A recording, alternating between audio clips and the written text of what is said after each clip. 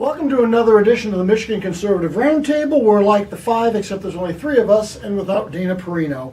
Tonight's going to be a Marty monologue where we have just the right amount of alliteration, and we're going to talk about the progressive intellectual tyranny which is infecting the nation.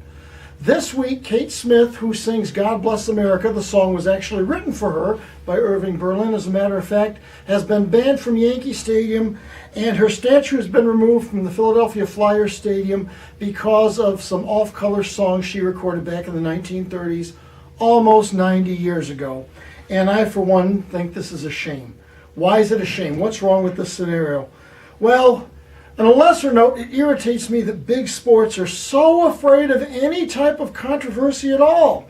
The Yankees stopped playing God Bless America. The Flyers removed her statue, really without any kind of pressure from anybody. It just became common knowledge that she recorded these songs, so okay, we've got to totally disassociate ourselves from her. You're the New York Yankees, for crying out loud. You're the Teflon sports franchise. You can do whatever you want and get away with it. Philadelphia Flyers hockey, you called yourselves the Broad Street Bullies in the 1970s when Kate Smith was coming out live to sing God Bless America to inspire your team and inspire your troops, and overnight, her statue is gone. I guess it's good that you're not bullying anymore, but wow, this just doesn't seem like the sort of thing a hockey team would do. I touched on it a second ago. I don't like the idea that there's this presumptive censorship that's going on where this is. We're trying to please an unpleasable crowd, people. Why are you censoring yourself right off the reel? We're trying to please people who aren't going to be pleased. They're just going to look for the next evil you committed in the past anyway. Don't presumptively censor yourself.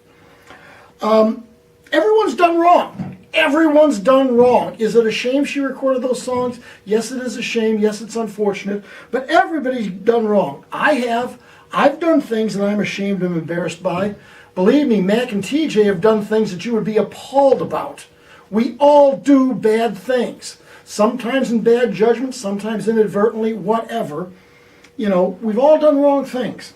And if we're going to judge our people on whether they're perfect, whether they've never done anything wrong, we're all doomed.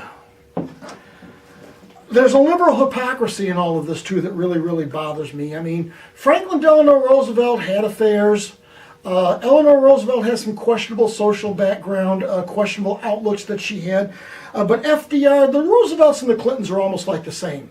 You know, they're hallowed. You can't say anything. You can't criticize them at all, despite the fact there's things in their past to criticize them over. Well, you know, why aren't we taking down statues of FDR? Well, because FDR fits the progressive mentality, so we want to support that. Lyndon Baines Johnson, LBJ, Snopes is going way around the corner to try to clear him of the worst racial remark he ever made, basically that we will keep a certain group of people voting Democrat for 200 years. They're trying to whitewash him, and why? This is clear. His attitudes, his verbiage, not just in that instance, but in other instances, is clear and well documented. Why doesn't this make LBJ a pariah? Well, because he's a liberal, progressive hero, and, you know, those guys are okay. And then finally, on that point, why this bothers me, what happened to walk a mile in someone else's shoes? We don't know what kind of pressure Kate Smith was living under when she was 24 and recorded these songs. We don't know what the industry was pressing her to do, what her agents or what we today would call her handlers were pressuring to do. We don't know any of these things. Aren't you willing to walk a mile in her shoes for something she did 30 years ago to maybe try to see if possibly she deserves the benefit of the doubt? But we don't want to do that. So what does this all mean? It means, as I really said a minute ago, people aren't perfect. We cannot throw people into the trash can because they're not perfect. I will bet you that Bill de Blasio has eaten hot dogs in his life.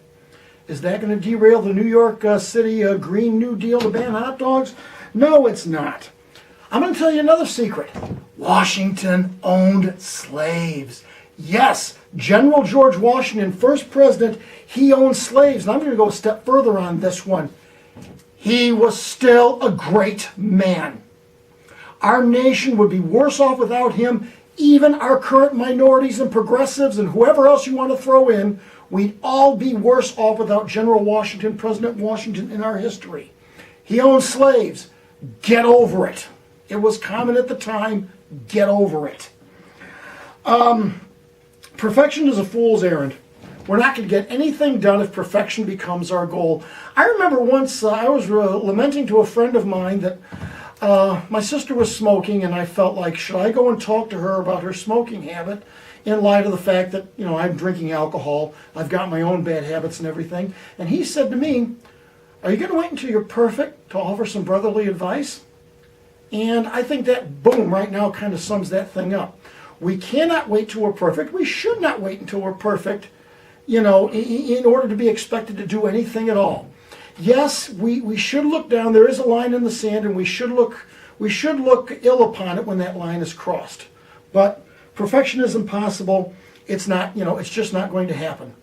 But if we are going to pretend perfection is possible, my next question becomes, what idea of perfect do we tolerate? The liberal, progressive, socialist left in the United States today? No, thank you, even though they do seem to be the only ones who believe they're perfect. What this really comes down to is there are people out there trying to control history. Because if they can control history, they can control you. And that's happened with the Kate Smith thing.